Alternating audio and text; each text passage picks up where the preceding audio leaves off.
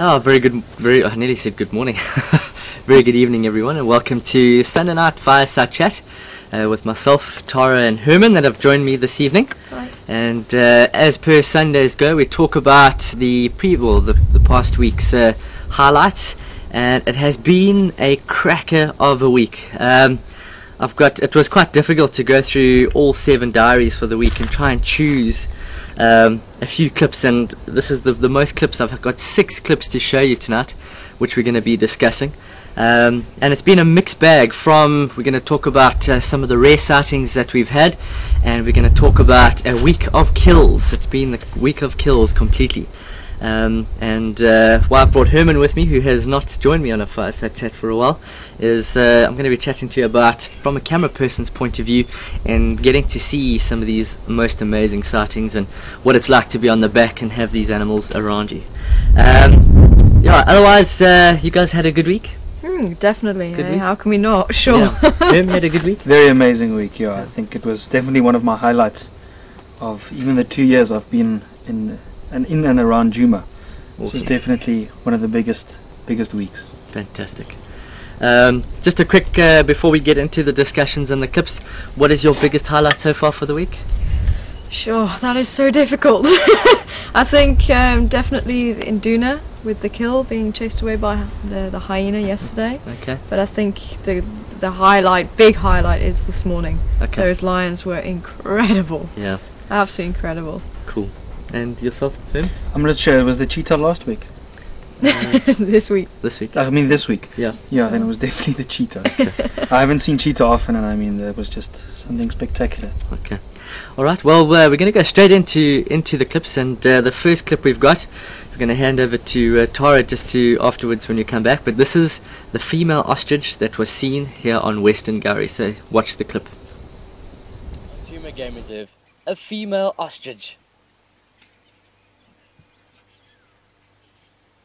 This terrain is not ideally suited for them, and hence why we do not see them often. We hope this one survives.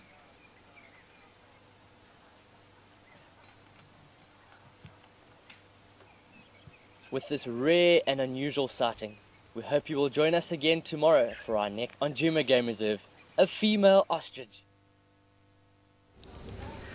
Alright, well, ostrich, I couldn't believe it. I had to try and do the voiceover for this, and trying to get through, and Sebastian was saying, but you've got to do it as much as enthusiasm as possible, but I found it so difficult. How do you not shout, it's a flippin' ostrich? But just to try, I was just asking Herman and Tara if, where they've seen ostrich before. Herman, you were saying Kruger Park boundary, that's about it? Kruger Park boundary, I've never ever seen it in that area we traverse, not at all, not once, not even... Not a track? Not even nothing. tracks, yeah. Yeah, that's quite crazy. Tara? I've had quite a lot of experience with them on my old reserve, so yeah. But for me, even as I say, having it here, I've heard you just don't get ostrich here, and the closest I think was in the Manuletti. We heard on the radio, no, there's an ostrich there, but we didn't get a chance to see. So. And subsequently, since that ostrich left, well, we hope she left because there's no tracks coming in or out. No. We hope she's survived. There has been no updates about a female ostrich wandering around. And I'm just thinking, with the leopard kills and all the lions that have come into the area, we hope that she has survived. Did you notice any different behavior from her when being on her own? Usually you see them in groups. That morning, actually, I'd heard that there was 2, and they were running around just on the boundary with Torchwood. And the fact that there was 2... and now the one, I wonder if something happened, and she looked like she was on a mission. Yeah. Like she was going through to Chelapan. I thought she was going to go down and drink, and then she completely diverted and just went off through the drainage line.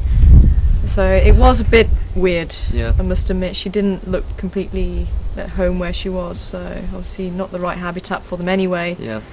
But I felt that she was looking for possibly the other female.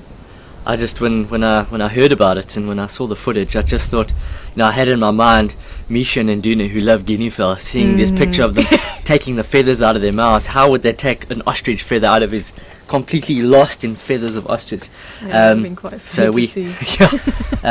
although to be honest, I think ostriches is not an easy kill to make, although, you know, they're not the brightest things in the bush. No. But their speed is what they can account for, and they've got that huge, massive middle toe, which they're able to pretty much kick and cut anything in half. But knowing how inquisitive both Misha and Nduna are, I just wonder. But I think the habitat would have played to their advantage. I mean, there's not really anywhere, unless the ostrich use the road, that it can actually get up some speed. So once you bring down the head, that's it. That's it. Well, we'll have to wait and see. Maybe we find a feather duster lying off in the middle of the bush somewhere. All right. So that was the ostrich. That was a complete freak, and we hope we see them again. But we haven't heard anything more after that. The next clip we've got is we're going to stop. We've got 2 clips of cheetah that came through. I unfortunately didn't get to see any on drive, and Herman and Tara got to see them. We're going to go with the first one. Tara, I'll speak to you about this afterwards. But have a look at the first cheetah clip, or the first day that we got with the cheetah, and we'll chat about it when we come back. That had made their way onto Western Yari. Moving into the sighting, she managed to spend most of the afternoon with 3 young males. Okay, folks, apparently we are experiencing some issues. We're just going to try and get it back up, hopefully. But it is easy to identify how young they are by the amount of scruff on the back of their necks.